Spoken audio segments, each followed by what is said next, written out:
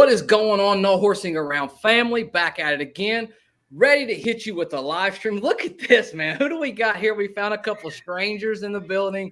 Lawrence and Colts Loyalists. You guys already know them. Thought it'd be really cool. You know, Lawrence does such a great job of dissecting videos, and he kind of has a unique, in-depth approach of the way he sees the game of football. Haven't had a chance to get him on here, and I thought, you know what? Let's just start it with a live stream. Let's don't even just do a pre-recorded. Let's just go, man, and let you guys fire away. I'm sure some of his fans will hop over as well. But yeah, we're just gonna jump right in, guys. We're just gonna kind of go back and forth Q&A. But let's just start right here. Number 14, Alec Pierce. Come on, man. Can we give that guy? Can we give that guy a salute, man? I mean that dude literally, he had a day, and I was just interested in your immediate reactions. Lawrence, you go first, and then love to hear what Loyalist has to say as well. Oh man, obviously, Alec Pierce was beating Jeff Okudah like a drum all day long, and that's not someone. I mean, that's the beautiful thing of having a guy like Stephon Gilmore up your butt the whole freaking training camp, right? Is you're ready for the best of the best when you got the best of the best on you all the time. So, you know, Alec Pierce, now he's going to go out there when he goes up against a lot of your number twos, because that's who he's going to be facing most of the time this year is your twos. Who's going to have the elite twos to handle a guy like Alec Pierce who, let's face it, he's got some giddy up to him, right? He can create separation with his quickness and his speed and his agility, let alone the fact that he's 6'3", you know, and got some size to him. He absolutely showed out today. He's done a fantastic job. Even yesterday, he looked a lot better. Yeah, and the thing is today is with these guys is, you know, remember how last year JT, things were getting chippy during the joint practices and stuff, and then JT sat there and lowered a couple shoulders into these guys? Well, today it was the wide receivers setting the tone. It was the wide receivers that were sitting there and saying, you know what, enough of this. You know what I mean? Like you said, Alec Pierce was, I mean, I don't know if you guys have got to see any of the clips, but he catches that beautiful contested catch in the back far corner of the end zone and stuff. And that was just more of the same of what you saw. I mean, I don't care if it was 1v1, 7v7, you know, these guys were really setting the tone. And that was really good to see from the young guys. Yeah, man. I mean, it's pretty cool. My God. I mean, he had himself a day. I was just excited. And I tell you one thing that I'm so impressed with. Before we go on, I wanted to read Gary's comment. You know, it said, hey, Lawrence, saw your interview with Drew, and you were big enough to look him eye to eye. Guys, if you've not seen Lawrence Owen in person, you have no idea how tall this man is. I mean, he could be an NFL tight end. I mean, if we really want to talk about it, you know. Yeah, that's a very good point, Gary. Thanks for hopping in and commenting. Alex Pierce, the drawback to him, Lawrence, coming out of college was the short intermediate routes. Can he actually run those routes? Well, Cincinnati didn't necessarily use him properly last year. I think that was one thing, and you got to give Chris Ballard and in that scouting room a lot of credit for seeing that inside of him, because I'll be honest with you, I didn't see that necessarily, but no one really did on film because there wasn't a whole lot there. It was Alec Pierce running down the field, back shoulder fades, and just outrunning people, or it was basically nothing, or getting overthrown by 10 yards. You know what I mean? Like, that's just what happened for him last year. But man, when you watch those breaks in and out of his breaks, I mean, he looks like an NFL wide receiver that could probably be pretty good, huh? Well, yeah, and you got to understand, okay, when you're in college, the number one goal for college coaches is utilize your strengths, and the dude has speed and size. And what's that call for? Deep throws all day long. So he's not going to be utilized in the short and intermediate in college nearly as much. It's not that he couldn't do it. That's like Jonathan Taylor, right? You know, the knock on him coming out of college is, can he catch a football? Didn't really see many passes to him. Well, when you're able to run for 2,000 yards a season, year in, year out, there's no reason to throw him the football, right? So it's the same kind of aspect with Alec Pierce. And then on top of that, you get a guy like Reggie Wayne that comes in who is known as that great route runner, that guy who can, uses his hands and contested catches, things of that nature, able to get open in the short and intermediate routes. He's going to provide and has provided Alec Pierce with a lot of knowledge on how to do that in the NFL. So even though he didn't work on it nearly as much in college, he gets to the NFL and he's got probably the best teacher in the NFL to be able to teach him exactly what he has lacked coming up through the ranks. Yeah, Loyalists, before we get off of this one, man, any last thoughts on Pierce? Any expectations for him? I know he just had one good practice. A lot of people get kind of pumped up with that as far as that goes. Before you answer, Loyalists, just want everybody to go in the comments and type in the word subscribe. If you're subscribed to our channel, we're actually giving away 2 tickets right here, right now on this podcast. So kind of a pop-up. We didn't really advertise a whole lot about it, but we just thought we just hit 1.5K. Kind of a nice little milestone for us. It was a goal that we wanted to, accomplish before week 1. So because of that, 1.5K, we must give something away, right? So, I mean, why not? Guys, just type in subscribe in the comments. We'll draw you in a pool on our very next podcast. We'll announce the winner at the very beginning of that podcast. If you're interested in getting some free tickets to Colts versus Jacksonville this year in the regular season. The revenge game. Didn't mean to cut you off, my friend, but you go right ahead. Yeah, that's 2 of them. Yeah, you're getting a pair of them. Yeah, you're getting a pair of tickets to go to the game. Loyalists. Yeah. Finish up with Alec Pierce, man. No, I'll tell you right now, I liked what I saw from Alec Pierce because, when you go in, you say, hey, he's a rookie, and I'm a Notre Dame fan, and he proved to me enough just in that single game alone. I mean, he owned Notre Dame in that game, but the thing is Alec Pierce has just progressively shown week after week that little bit of that 1%, Coach talks about all the time.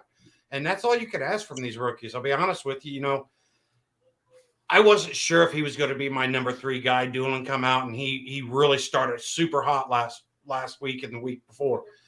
So it sort of gave the wide receivers a little breather. Said, okay, look, we can do this at our own pace. But I'll tell you right now, from what I saw today and that fight and that dog, we keep talking about you got to have just a junkyard dog sometimes.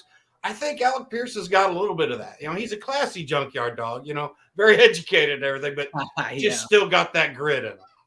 Yeah, man. That's pretty – I think I like that a little bit, right? Like within moderation, you certainly don't want to get kicked out of football games, cost your team a chance to win. Don't like that part about it, but I would say that, I like that DAWG, that dog mentality, going out there and fighting every step of the way. As we go on, right before we got on, Lawrence said something kind of piqued my interest a little bit. He had a little bit of insight in I guess Braden Smith and Aiden Hutchinson kind of had some one-on-one battles. Let us know about what you saw when it comes to that. Oh, man, Braden Smith beat him like a drum. Oh, my Lord, it was awful.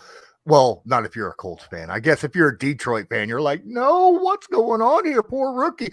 It's kind of like what we were looking at, all season with, the veteran, Gilmore on Pierce, what's going on with our rookie? Well, it looks like Hutchinson got a rude awakening because he come out there and a lot of position drills going on. And Braden Smith just locked him down. Couldn't get anywhere around him. There were times where you could see Aiden was trying to get the edge on him, and Braden would just lock him up. And he's like, nope, you ain't going anywhere. You can't even get around me. I don't even have to push you out wide, And I'm just like, that right there, that's impressive because Aiden's got a lot of speed and agility and has got some great bend. And I see that makes me kind of excited about the upcoming season. Yeah, I mean, it's going to be cool. Unfortunate news. I know Gary has kind of brought it up. Gary, why'd you do this to us, man? A little bit of a downer here, but it looks like that Drew Ogletree might have had a significant injury. But that does tie into a question, and we'll let Loyalists take this one. With Andrew going down, does that ensure that we keep 6 wide receivers? So you think we go 3 tight ends, 6 wideouts? Think we bring in another person? Think we already have that other person? What say you? And then I'd be interested in Lawrence coming back after your comment, Loyalist. Well, okay. And first off, I'd like to say thoughts and prayers to Andrew. I mean, super cool guy. Lawrence, did the interview with him and stuff, and just got to talk to him behind the scene. Really liked the young man, liked the energy and stuff. It was one of those interviews you got done and you're like, heck yeah, let's go. You know what I mean? But aside from that, there's another guy I'd like to point out is Jacobson, number 49 out of Iowa State. I've been talking to Lawrence and, keep dropping. I'm like, this dude, I'm not saying that. Honestly, I feel like there was a legitimate competition already there for that number 4 tight end spot. Okay. And I think it was a 3-way battle. It was either Jacobson, Woods, or Ogletree. So I'm not 100% sure that this is going to give you that guaranteed 6 wide receiver. There again, as we know, special teams is vitally important, So if Jacobson, which he does play quite a bit of the special teams that I've seen in the training camp and stuff, that definitely gives him a leg up, and helps him. And like I said, you sit there and you watch certain things of him, and I'm not trying to label this young man or anything, but he just has some of that blue collar Jack Doyle-esque type grit to him. He's got that worker's mentality, but yet he seems really willing to learn and willing to hear. And the thing is, you watch how they interact and stuff. So I'm not 100% sure that this does guarantee the 6 man, because like I said, I felt like there was 5 guys legitimately battling for those 4 spots at the tight end. What say you, Lawrence? We're gonna roll with 4 tight ends, 5 wide outs, 6 wide receivers, 3 tight ends. Putting you on the spot right now. It's going to be tough. It's going to be tough because I echo what he likes about Michael Jacobson. Okay. And you got to remember, he's just as big as Jelani Woods. He is 6'7", 250 pounds. Yeah. Big boy, right? And he got a lot more reps today and yesterday than what we've seen previously from what I was noticing. So, and he's making plays out there, and he's got a pretty good block ability. But at the same time, when it comes to the wide receivers, we're seeing a lot of depth there when it comes to the fight at the 4, 5, 6, 7 spot for the wide receivers position. It's kind of there, depending upon really how Kiki Kuti looks when he comes back from the groin injury, right? That could be a situation that could play itself out a little bit. Hopefully it'll be soon, because he was out there yesterday and today as well, not practicing. But I mean, he had his jersey on, but he had, the workout sweats on the bottoms. So, but yeah, he looks really, really good before he got hurt. Then you got a bunch of guys out there. Obviously, Doolin is out there that looks fantastic, right? He's probably got the 4 spot locked down. I don't think that Patman has got much of a worry either, in my opinion. I think Patman has really stepped up a little bit, especially because of his special teams ability. He looked really good yesterday in the special team, the fielding the kicks drills that I was watching. He get down there. I think he was the only one that actually tapped the ball in, wasn't he, Loyalist, that tapped it in from going out of bounds? I don't know if he was the only one, but yeah, he did that. Yes. Yeah. Right there at the goal line, I was like, wow, that was impressive. And that's the kind of stuff that really gets you that last spot on the roster, that 52, 53 spot on the roster. So yeah, I like that as well. There's other guys on the roster that has stepped up offensively and defensively. So, those last few spots are going to be really tough to get a hold of. You're so right. I don't know if I've had time to wrap my head completely around it. If I'm being honest, it should be interesting moving forward. Guys, we are giving a couple tickets away. I've already had a couple people type into the chat. All you got to do is hit subscribe. So if you're subscribed to the channel, type it in. We're going to do a drawing on our next podcast, which comes out tomorrow. We'll announce the winner there and give you guys 2 tickets to the Jacksonville Jaguars game. I believe October 16th. I think that's the date that we came up with. The second one. Yeah. So we're not going to send you all the way out to Jacksonville, but we'll get you right here in Lucas Oil to have a good time and bring you can get 2 tickets. So, bring your buddy, use it for a little bit of leverage in life. You got that first date or whatever you got going on, do whatever you need. It's your tickets. That being said, let's get through some of these. So I guess Domo is a strong believer. And Lawrence, I see Lawrence waving his finger and shaking his head over there, and he's ready to go. So Lawrence, I'm gonna let you take it away on Mega Strong. Strachan shocked the hell out of me yesterday. All right. He come back and heck, even the film that I saw today that Loyalists sent from camp today, I was looking at, and he looks much in a similar way that Sam Ehlinger looks a little bit different. Like he's improved his weaknesses. Strachan has improved his weaknesses as well. I'm not seeing the drops that I was seeing last year from Strachan. I'm not now. Granted, it's only been 2 practices, right? But this is coming straight in, and he's only had 2 practices since OTAs. And I think he's had 1 drop out of a lot of passes thrown to him. And he looks like he's doing a very good job in the route running tree. I'm assuming he's been working on that as he was getting healthy on the side. Maybe not on the practice field during training camp, but on his own, maybe off to the side. Right? Maybe Reggie's been working with him or something. But there's something about Strachan. His stride is so beautiful. I love what I see from him. Really, I think he might have that last spot if Kuti. But the thing is, we got so many big receivers already. That's the issue, okay? Strachan is, 12'8" or something like that, I mean, he is a monster human being. He looks like Jelani Woods, but he's a wide receiver. Yeah, so it's crazy. Mm-hmm. I mean, I tell you what, I'm rooting for the kid. I hated the injury. I'll be honest. I thought I had Kevin Bowen on the podcast last Tuesday, and we kind of had the same belief that they would just start him off the season on PUP so they could stash him and nobody would take a chance. The fact that they're willing to put him out there just with a couple weeks, pretty encouraging and probably also pretty telling. You know what I mean? So I mean that is he is the one guy for me. I think that could really, really take his game from here. And you mentioned Sam early, from here to here. I think he can really do it. Mm-hmm.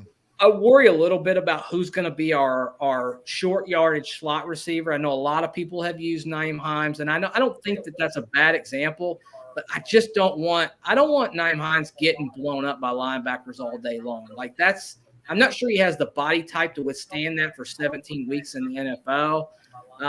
But speaking of Naheim Hines, my man's running 35-yard wheel routes. He's running 60-yard bombs, and wide receivers, Loyalists, are not supposed to do that. But that being said, he is still doing that.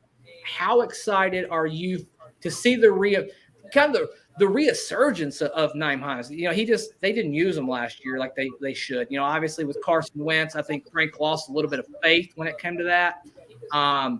Just how excited are you to see Naheim get back in the flow of things and really use him in his unique skill set, really almost unlike any other, running back / wide receiver coming out of the backfield or out of the slot? Yeah, I mean, I'll be honest with you. I mean, we talked about it last week on one of your shows where I commented and stuff. I'm one of those guys that I like Naheim Hines in the slot. You intermix him with, Paris Campbell and stuff. I like those different dynamics. And you got Kuti who can play that slot. But like you said, Naheim Hines, you just get that ball to that man and get him in a little bit open space. I mean, holy cow. You don't know where this thing's going to end. I mean, I don't care if it's punt return, running the ball, out in the flat, like you said, the nice little wheel route. I mean, and the thing is we've saw, I mean, you look at the first preseason game, I would say Coach Reich didn't show a lot, but he did show that his commitment to Naheim Hines. I mean, I think he got like 12 touches in the game, which part of that was because JT wasn't, pulling any reps, but there was still a lot of passing and stuff. And I'll be honest with you, I think Chris Ballard, this year, the way he handles this practice squad could arguably be one of his toughest challenges because, like you said, you got the tight ends and the receivers, and you got the Naheim wild card.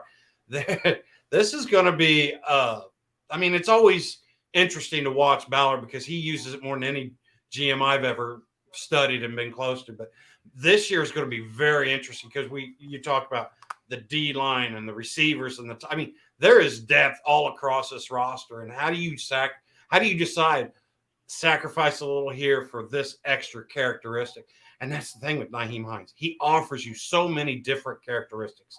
I'm just the excitement level. I mean, I don't play fantasy football, but when I heard Coach in the interview say, if you play fantasy football, take Naheim Hines, I was like, I'll take 2. I was definitely on board with that because, like I said, it's every other year with Naheim, right? You had Jacoby Brissett, off year for Naheim. Phillip Rivers, big year for Naheim. Carson Wentz, off year. Now we got Matt Ryan and that pocket passer and stuff. I've got a feeling Naheim's going to go, I'm going to reward you with that statement, Coach. Yeah, $6 million a year. Now you got that extension. He's got time to go out and utilize him and earn some of that money. Definitely. So Dylan says, is it fair to say this team go as far as the offense takes us? I think we got a pretty damn good defense over there too, man. I think it's been pretty formidable this far. I was down there on that Saturday night practice, and I like to use the label whoop ass, and they had whoop ass going on that day. I mean, it was just really, really, really special. Before we do that, Lawrence, give it a plug, man. Let everybody know where they can find you. Obviously, they probably, if they're here, they know where you're at, but just let them know all the different avenues that they can find you, tune in to all of your different shows that you've got going on right now. Well, obviously, I have the Colts Law podcast on YouTube. You can find it on YouTube/C/Lawrence Owen. Pretty simple, easy. But you could also just type in Colts Law. Ta-da! There you go. You'll find it. There ain't no one else called that. But also, I run Believe in Colts with Gerard Powers, and that is an audio and video podcast. The video can be seen on my channel, plus on the Believe Network channel. And the audio is everywhere that you can listen to podcasts, including Spotify, Stitcher. What is that they did? They just employed something not too long ago. I'm on Sirius XM. Oh, that's right. Yeah, Sirius Apple. I'm on Apple. What is that new one? The new thing that I just got a list for stating that. Oh yeah, tune in radio. Yeah, we're on TuneIn as well. So obviously I get a lot of guest spots as well on radio spots and things of that nature. So yeah, appreciate you asking. Absolutely, man. I just love your perspective, and you guys have a cool show. I've always been so supportive of all the Colts content creators for the most part, but I would say this, that you have your own niche, and I really like that. And I appreciate, being a content creator ourselves, Stephen and I, that you put in this type of work and you really, you dive into some salary cap things, just things that people, don't know as much about, and we don't get a good chance to really understand. Mm-hmm. Everybody says, well, sign them to this and sign them to that. Well, okay, sign. How are you going to sign them? You have to know how the salary cap works, all of those different things, as well as some of your film study. You'll do that, I'm sure, in season as well. Also, don't forget, type in the comment box, subscribe. We're giving away 2 tickets, Colts versus Jacksonville, October 16th. You can go down there and watch the Revenge Tour 2022, as I hope we go out there and beat those guys' ass. For what happened last year, for my sake. Not even for their sake. This is selfish. For my sake, I want them to go out there and have a clean sweep and go out there and do what they have to do. Let's talk about defense. Gary brought up defense. It's a very good point. A battle I have watched. Kind of sucks that Rodgers is out with a concussion. I love him. I'm an Isaiah Rodgers fan, a little bit over Faison. I know Faison gives you some steadiness. There's no doubt about that. He knows the system. I like them guys that can take that ball away, though, Lawrence. I like those guys that can take it back and flip that field. And then not only when they get that ball in their hands, guess what? They're going for 6. So I like that a little bit. Where are you at with that battle? Because it's going to be an intriguing one all season long. They're both for sure going to get playing time. They're going to be a part of this defense regardless. But who do you think's going to start? Who do you think's got the upper hand? Man, Isaiah, I know you just followed me on Twitter like a few days ago, but you look, I'm an honest person. All right. And I love you. I think you're going to get a crap load of snaps. All right. This upcoming season, because the Colts are going to be in nickel and dime formations a lot because of the type of offenses that are in the AFC, especially over there in the West, which the Colts play all of them this year. So, you're going to get plenty of playing time, and which means you're also going to be playing against guys that do not have the skill level you have.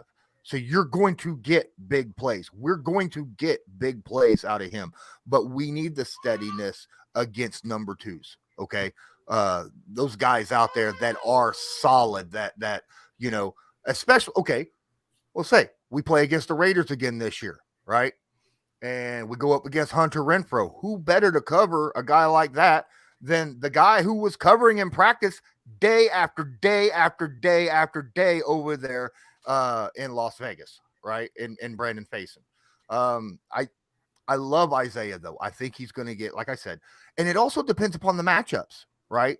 It depends upon what their number 2 or number 3 receiver is out there on whether or not we bring in Brandon or we bring in Isaiah. I think they're very interchangeable depending upon what type of receiver the offense is throwing out there as well. Yeah. So I'm kind of Rodgers.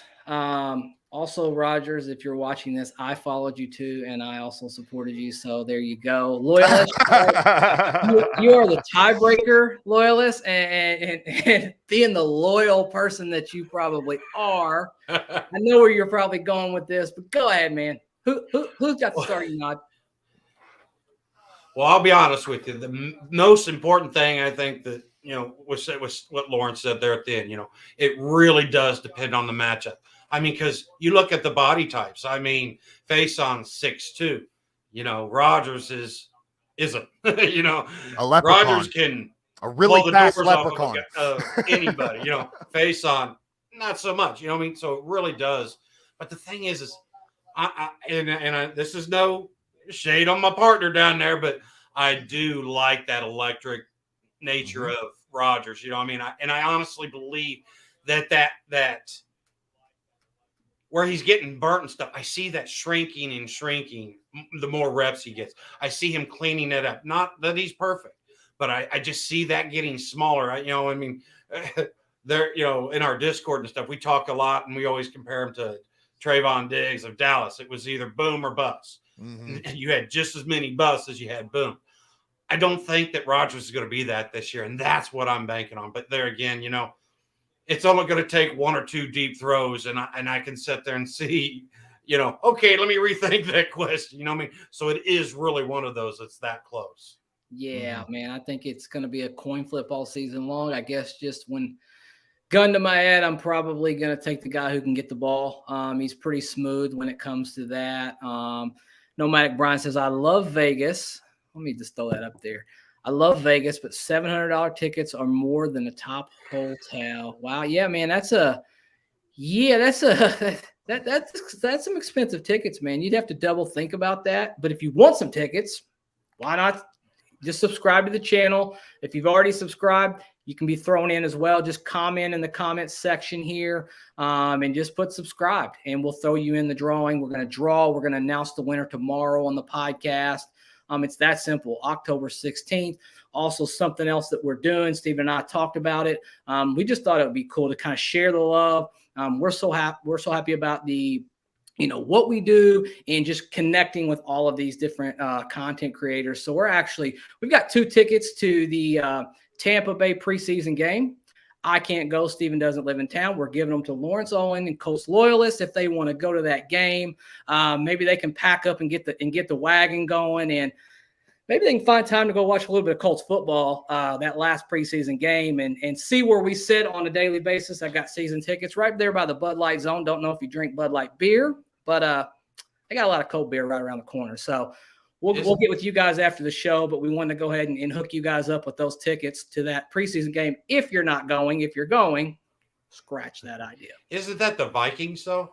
Nope. They're playing the Buccaneers. It's the Buccaneers. Okay. The Buccaneers. I believe it's the 27th of August at 7:30 in the evening. At 7:30 in the evening. So that's not past you guys' bedtime. No. Give me your Ticketmaster ID, and I got season tickets, man. I'll send them to you tonight, brother. I will make sure you guys go there and represent Colts Nation. Just unfortunately, that preseason game, it's one that we take off with Garrett for the whole season, and going to have some family things. We're going to watch the game for sure, but we won't be able to show and be in attendance, and thought, hey, man, Lawrence and Loyalists, maybe they can get together, or whatever you guys want to do. They're your tickets. You can do whatever you need to do. And also, Tyler, thank you so much for subscribing as well as being entered in the contest. Let's just kind of flip it over a little bit.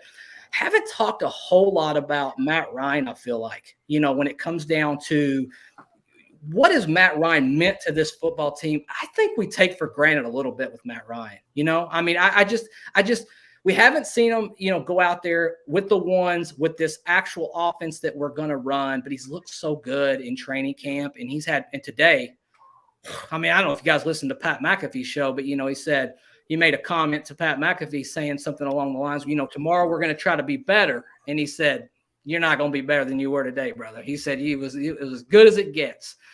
So Matt Ryan, what are your thoughts? I'll go. I have no problem going. All right. So here's the issue. Matt Ryan is not, and I'm sorry for all of you fans out there that are hoping that we got ourselves a Lamar Jackson. No, we don't have a Lamar Jackson. Okay. We don't have a Jalen Hurts. Okay. We don't have one of those type of, we don't have a Malik Willis. No. What we have is an actual good quarterback. We don't have a Phillip Rivers though either. No, he can we move don't a have little better. Yeah, Oh no, Phil. See, here's the thing. People want to talk about how Matt Ryan cannot move. He moves perfectly fine, and he knows when to run. I mean, I've seen him multiple times take off out of the pocket in training camp against 11-on-11s and get 15, 20 yards before anyone even comes close enough to touching him, which you're not allowed to, but, come close enough to do so. But the thing about him is now a lot of people want to point out, he's that general on the field, right? You got to be here at this point. Get effing set, right? That situation. And to be fair, he is that guy. All right. He really is that guy. I watched him. I heard him. He uses a lot of choice words out there. Most of them 4-letter. Okay. He is not Phillip Rivers, but what he does do is have incredible touch and accuracy. Okay. And that is so not talked about enough with this wide receiver group. We do not have a wide receiver group like the Miami Dolphins. Okay. We don't have a bunch of speedsters. We got some speedsters, but our group of receivers out there are big and tall. And the best way to win in a passing game is with touch and accuracy, ball placement. Put that ball where only they can get it. Even if the guys look like they are fully covered, when you're 6'5" with 12-foot arms and you place it out in front of them, the defender has no shot at catching that football, okay? And your guy does. And we saw that a lot yesterday and today, okay? Yeah. I've noticed that a ton where the ball placement was perfect, and the guys were just catching it, all right? You don't want to throw it behind the big guys, all right? Yeah. That makes it difficult on them because the bigger you are, the harder it is for them to reposition their body and change their momentum and stuff of that nature. That's why, you're seeing a lot of drops when it's thrown behind them a little bit. But you get it out in front of them, up where only their hands can get it, and they can use their body to shield out defenders and make those catches. Matt Ryan was the perfect grab for the type of receiving core, not just wide receivers, but tight ends that we have on this roster. Yeah. And it could go huge as long as Matt Ryan keeps that accuracy going. Yeah, man. I mean, I 100% agree. And I'll just say this. One term that Matt's used a lot, and I think it's been so on display, especially the last couple of days, he throws his wide receivers open, right? Like the really true, talented, prototypical accurate quarterbacks in the NFL. They do such a good job of throwing these guys open, especially like Lawrence mentioned. What a great point. You got to lead these big guys, or you got to put it up there and let them high point that, because that's what they do. And then we got a bunch of guys that can go up there and grab that ball. You saw Alec Pierce have that really nice catch at the back of the end zone. Well, he gives his guys a chance, and that's what you have to do when you have, these wide receivers that are competing, especially when you're in these tight windows, right? Like all you have is just a little bit of separation. So nice to actually have a guy that you can count on getting the ball into those tight windows, and so nice, Loyalist, that our quarterback has yet to throw a left-handed pass so far in preseason. So, I had to do it, man, one time, I had to do it. Sorry, Loyalist, but what say you about Matt Ryan? Oh, I'll tell you what. For me, with Matt Ryan, I mean, the quarterback aspect, I get that. But the thing I see is, this team's got a ton of leaders. You got DeForest and Big Q and Yannick Ngakoue. I mean, they're just alpha male dudes. But the thing is you hear these guys talk, and they're legitimately saying, Quentin Nelson, he's like, oh, yeah, this dude makes me want to just freaking run through walls. Well, that's something. I understand you asked your wide receivers who they know if their quarterback's ticked off at them, it's probably not the best move. Not any of them are really too long in the tooth, but so they're going to be, oh no, he's the greatest thing since sliced bread. But when you start getting, defensive players, Quentin Nelson, Ryan Kelly, these guys, saying the things, and it's not, oh yeah, like that canned answer. You can hear these guys talking, and you can hear it in their voice. We've always talked about how Matt Ryan's going to elevate the receivers and tight ends. I'm telling you right now, I think he's actually going to even help that run game, because here again, he's going to get these guys in such a position that JT's job is going to be even easier. And we've talked, JT's not going to have as many touches, but man, those touches he gets, if they're efficient and if they can really, it's just going to work so hand in hand. Matt Ryan is helping himself by getting everybody else on board. And like I said, these guys are much more than on board. These guys are locked in, and they're just really, from what I've heard and seen on the field, they're really like, that's my dude. It's like today in training camp, anytime a scuffle started or whatever, you see Big Q put that paw out and grab the guy or whatever. Yeah. And it's like Matt Ryan was right there with him. He was more standing back going, don't do that, and saying some choice words, but still he was one of the guys in there. And that's, I know when I was playing football, and it was never at anything like this level, but if you've got a guy calling the play or, running the plays and that you just really trust and believe in, that goes so far. And then when things gets to crunch time, some of these games that we lost in overtime or lost down the stretch in the fourth quarter, that'll happen a little bit less, because you still have these guys pushing themselves farther and faster. So, like I said, I think Matt Ryan just brings so many different layers of things to this team that it's really interesting. Are we going to even see it all in the first year, or do we have to wait for that second year to really see what he brings to this organization? Yeah, you brought up a really good point. And also, speaking of good points, Jim Irsay brought up a really good point. And I thought it was very fascinating and very candid. But he said, the great thing about Matt is we're at the exact same places where we want to be. Matt is at the point of his career where he wants to really, really desperately win. And the Indianapolis Colts desperately want to win. So that's a pretty good match when it comes to that. And I think we forget, because it's been a little while ago, and he's not had the best put together teams over the last several years. But this guy's an MVP in the NFL. Like, there's just not that many people who've been the MVP in the NFL, right? Like it's just, that's a rare thing to achieve. And honestly, if Kyle Shanahan would have just ran the damn football, he'd have a Super Bowl. It really is. Math would have simply, ruled out that football team, whatever, it's a sore subject, when it comes to the Patriots winning the Super Bowl, but he would have a ring on his finger. And hopefully this year he has a big shiny ring on his finger. Speaking of rings, expectations for you guys. I'll go first. What what would be the floor and what would be the ceiling as far as what you want? I would say the floor for this football team is to win the division first and win a playoff football game. Like, that's the bare minimum.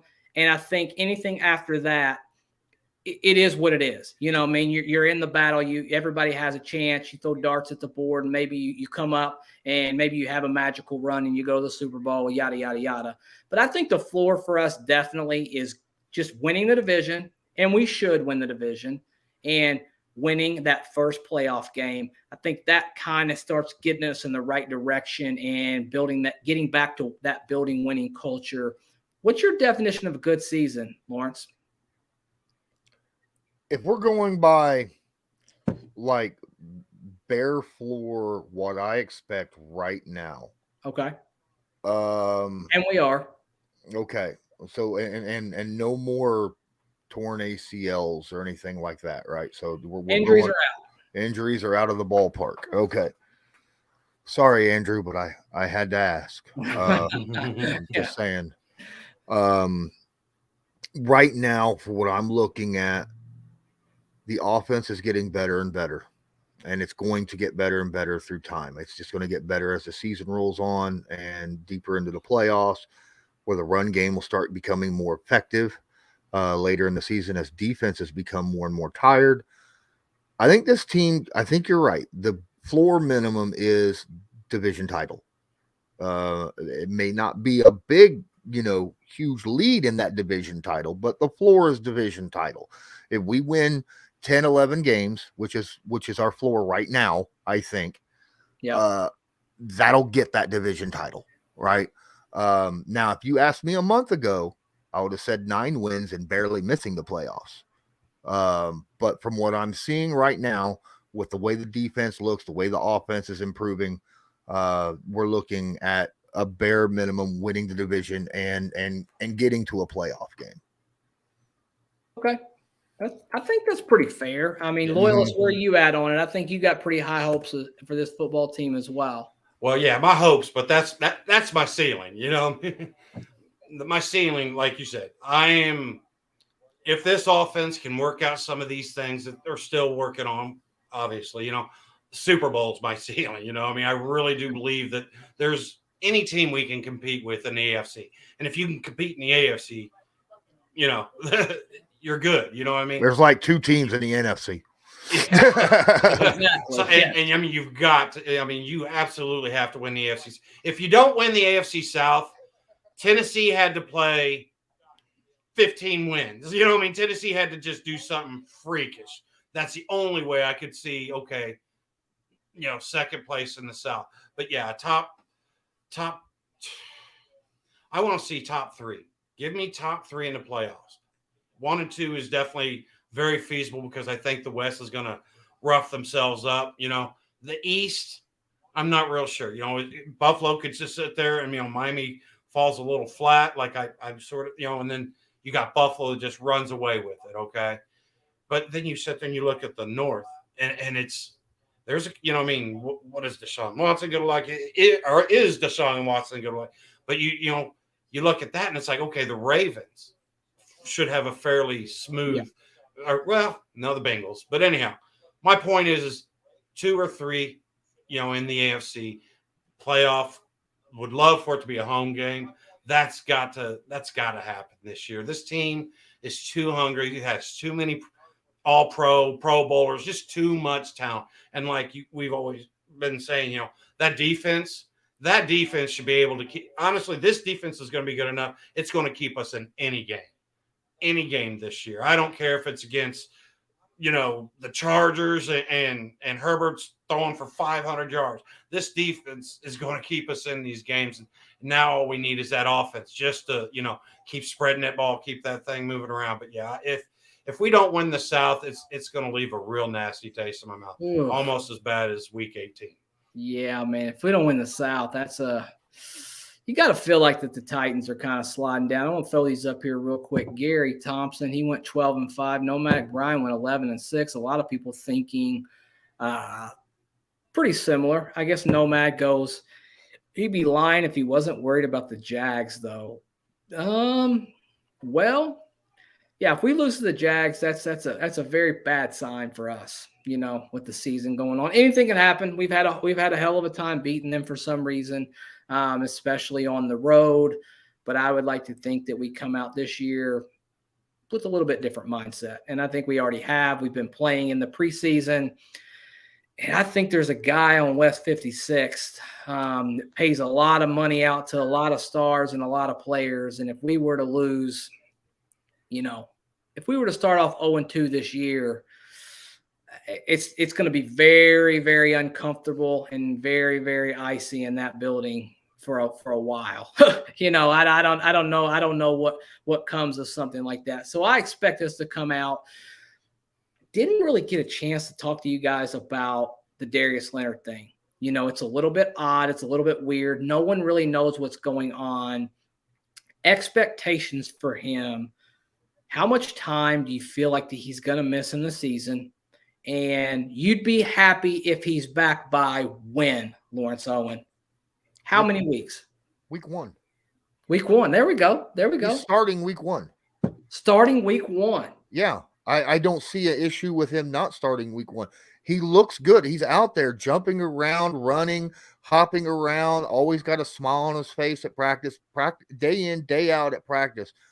He looks now, obviously, it was a back procedure, so you got to just be careful with it. I understand that.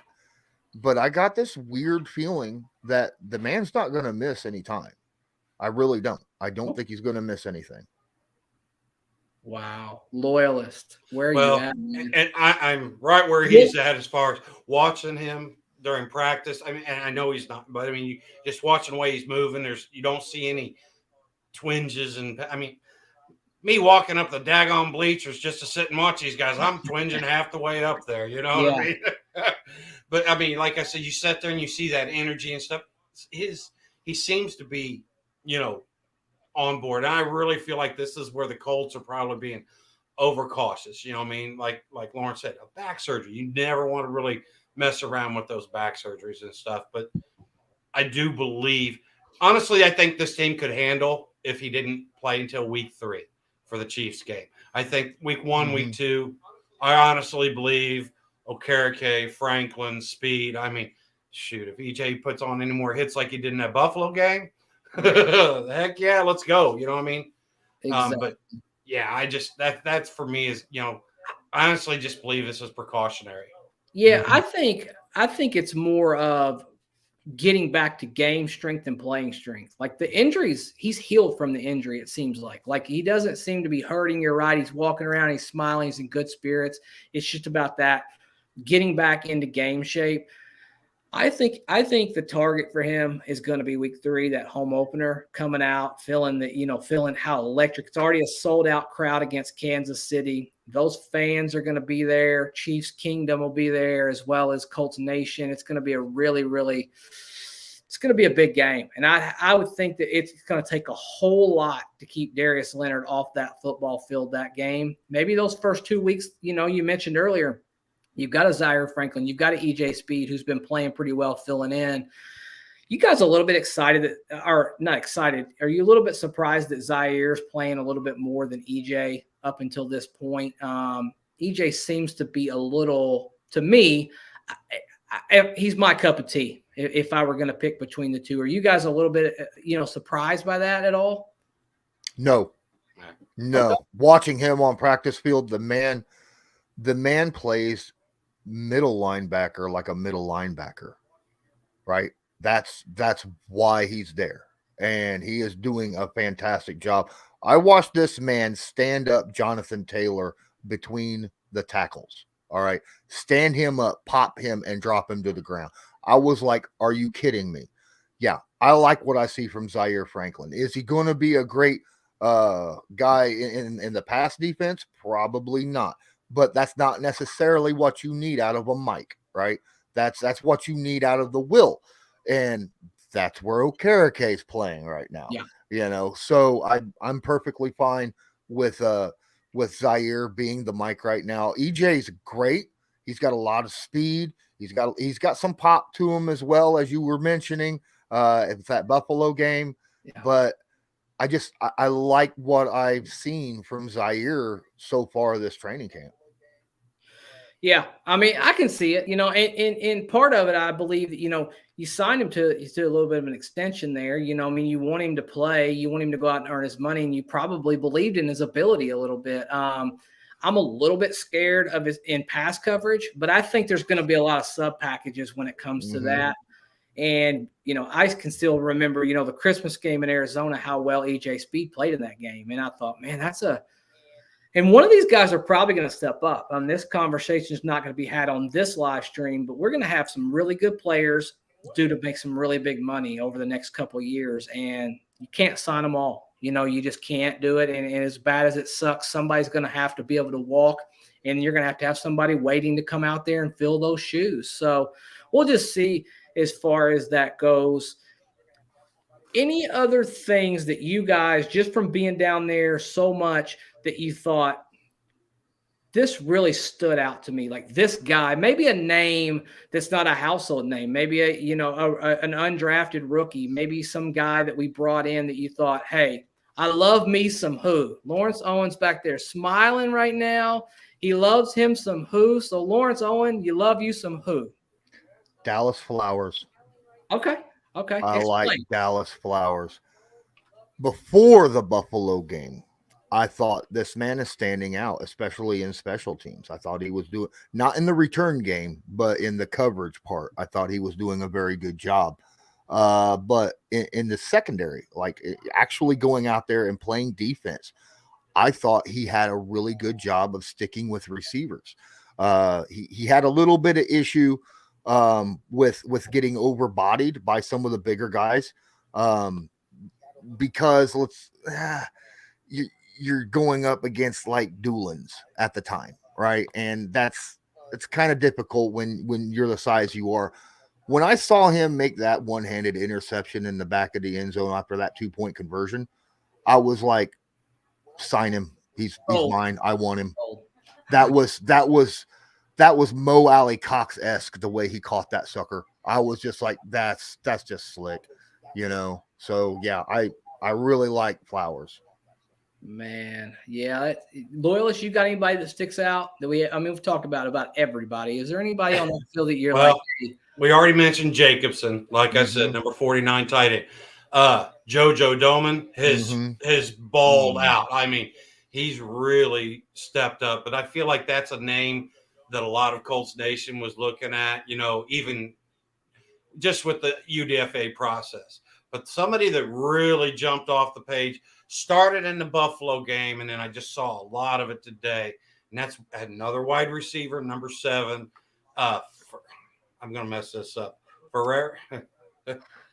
I don't know how to say it exactly. Ethan Ferrari. Fernea? Number 7. All right. He has these Austin Collie type traits to him. He's not a real burner. He's a precise route runner, but he just seems to make plays. You know what I mean? And the thing is I don't know if he's shown me enough, because this is something that started picking up, like I said, a day or two before the Buffalo game. And then, man, today he was spectacular. And real quick, Zen Edwards had asked a question earlier in the chat about Michael Strachan and how he looked today. I will tell you, the young man does not look like he's had any knee surgery at all. His fluid of motion and stuff is real good. He had one drop that was like, oh no, and it was early on. But the thing was as the day wore on and as the lather built up, you started seeing some of that strength that he's put on through the offseason and stuff, and he looked good today. Yeah. I mean, that's a great report, and I'm rooting for the guy. What about some Cameron Klein, man? I mean, the guy, he been a guy that's flashed a little bit. I know that it's kind of a crowded room when it comes down there.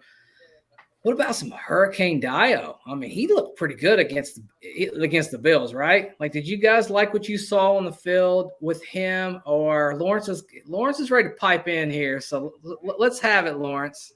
I like Hurricane. I mean, I like Dio Dangbo. I think he's performed well. He's still learning his position from what I can tell. He doesn't have everything down. He still gets stood up occasionally, but for the most part, he does a good job using his leverage of his body to get past defenders and get pressure, which is, you saw a lot of that in the Buffalo game. I'll tell you what, yeah, you might like Cameron. I personally like Eric Johnson.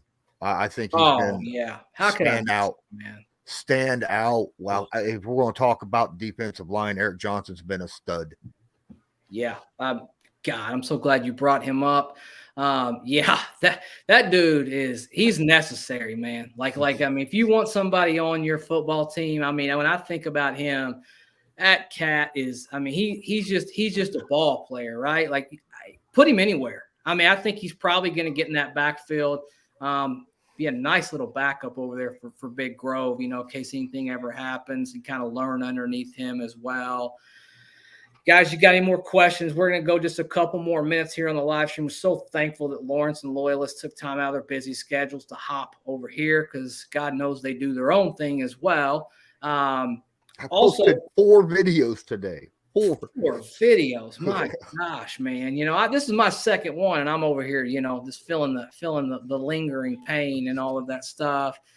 So I guess we'll go with this, and we'll make this the last question, because nobody's been a loyal follower. If I can, real quick, before we get into that with the Klein thing, I will like to say that, remember, he wasn't competing against 2s. You know, it was 3s and 4s. Klein, yes, he looked good in that Buffalo game, but what I've seen in training camp and stuff, it's just, that was the best that he'd look. I mean, he honestly, I just felt like that was due to lack of competition. Because Buffalo, you could see Buffalo's 1s and 2s were, well, we didn't see the 1s, but we know their 1s are good, but their 2s are solid. They got a sprinkle of a couple 3s, but when you start getting deeper into that roster, I felt like Klein was just a benefit. I mean, he took advantage of his opportunity, and that's all you can want for these guys. But I'm just not 100%. I mean, because don't forget Curtis Williams. I mean, we haven't seen him since day 1 of training camp because of the ankle and stuff. Remember how he showed out last year, you know?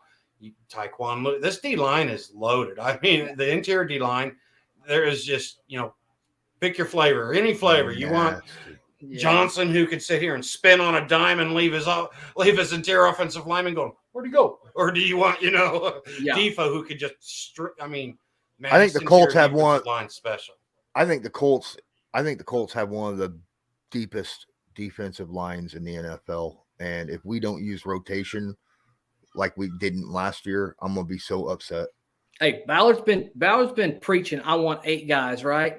Well, guess what, Ballard? You got 8 guys, brother. You know what I mean? You got 8 guys that can come, and ain't nobody got no excuse to be tired, because you got 4 capable guys coming right back on that field and really putting some pressure on that quarterback. We're going to get 2 more questions, and we'll have to cut it off, guys. Nomad wants to know, did Hot Rod win the kicking battle yet? Quick answer, yes. Lawrence Owen, you got anything on that one? Oh, look, Verity, he won the first 2 weeks of camp. Okay, barely. If you want to go by how many he made, how many he missed compared to, but this past week, Rodrigo's been just bombing kicks. Yeah. Bombing kicks. He missed 1 field goal out of between a 50, 55, 60, and 65-yard field goal. He made the 60 and 65-yard field goal, right? Yeah. And that's out of 4, just bam, bam, bam, bam. And the angle of the kick was high enough to where I don't think any 6'7" guys are going to knock it down. So I'm very happy with what I'm seeing from Hot Rod. Okay. And we kind of touched on this earlier, Dylan, but we'll go over it one last time. Want to see more or less touches from JT? I think this is my opinion. I've been on the record saying this. I think he gets less carries, but more catches. I think he'll be used by Matt Ryan and utilized that way. But he's not a guy that necessarily has to have 30 carries to get those yards. You give him the ball one time, and next thing you know, it's 70 yards up the field, and the man's got a touchdown. He's already got 70 yards on the book, and that's just 1 carry. So I think his yardage is going to be great this year. Maybe they utilize him a little bit different. Maybe they try to conserve him down the stretch of the season. But there are going to be games where you're going to feed that man the ball, and he's just going to run that ball down your throat. And that's just the way it is because, he's the best running back in the NFL, and it ain't even close, brother. I mean, it's just that's just the way it is. And Lawrence, Loyalists, last thoughts on JT workload this year? Go ahead, bud. Okay. I do think that he's going to be having less touches, but the thing is, I think we talked about earlier, Matt Ryan elevates people. Matt Ryan's good with the check down. I think we're going to see, and I know Lawrence pointed out to me, and I was shocked when we talked about these, like, actually JT got a lot of check downs from Carson last year. And then more I got to think about it. Okay, if that's the case, I just don't feel like he got in the right place at the right time, because it just didn't flash to me. Just what I've seen in training camp. Matt Ryan's going to get JT in that passing game a little bit more. I mean, yeah, you've got Naheim Hines, but let's be honest. Who's going to be left wide open most of the time? If you got both Hines and JT coming out of each side, they're going to draw attention to Hines or whoever's in the slot, or JT is going to be left. And the thing is Matt Ryan's not going to pass that. He's going to see that and say, "Oh, let Mr. Wonderkin sit there and do the, like in the Ravens game, catch the thing 2 yards behind the line of scrimmage." And so I expect less touches but more efficiency, better quality. I mean, if you can keep JT between that 15 and 20, if you got to sit there and bruise one out with the Titans, or something like that, maybe over 20, but try to keep him in that 15 to 20 with, like I said, 3 to 5 catches. I'm telling you right now, I think JT is going to have a great year. I just think it's going to be less rushing and a little bit more receiving. Yeah, man. I mean, it should be very, very – it's going to be a good season, fellas. I mean, if we can just – fingers crossed, if we can just keep our health, it should be a very, very interesting season. Guys, I really appreciate you hopping on here. Thank you guys so much for getting us to the 1.5K as subscribers. That's because of you. We're going to give tickets away on the very next podcast. We'll announce them right off the bat. So if you won, you're going to know by tomorrow, as well as, we were able to have some great interactions, great Q&A, great questions today. Guys, if you haven't had a chance to like, rate, review, share, or subscribe, join this No Horsing Around family. We ask you to come here, use your voice. We always try our best to shout you out and interact with you on a daily basis, the very best that Steven and I can, as well as while you're doing that, while you're hitting that bell, while you're subscribing, going over to Colts Law and hit that bell, subscribe to that channel as well. Then when you're done doing that and you're like, damn, I can't go to sleep tonight, man. I need some real, in-depth stuff. Go over to the Believe in Colts channel and let's watch some more Colts, Lawrence Owen, as well as having, an ex-Colts football player on the show with him as well. Pretty cool stuff. Guys, thank you so much. It was really cool having you on. It really was, and I really enjoyed every minute of it. And until next time, we'll definitely have to do it again. Go Colts.